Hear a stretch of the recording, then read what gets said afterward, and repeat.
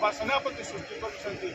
अंचल सरकार कृतज्ञता ज्ञापन करी समस्त कर्मकर्ता समस्त नेता सर धामनगर आप दृढ़ संगठन अच्छी कि स्वर में आपन को दल प्रेजेंट कर जो संगठन को आप ग्रहण करेंगे सहित साथ पाई केमती निर्वाचन लड़े आप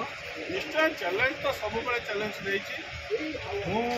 मत जो शक्ति देते मो धामनगरवासी से शक्ति एवं अपनी महाविद्यालय तो भावी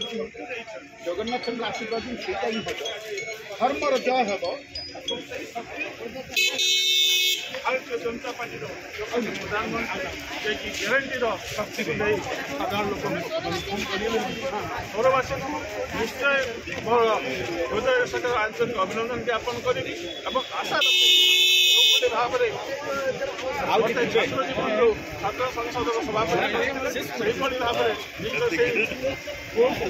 निश्चय आदर ने बोली आशा बहुत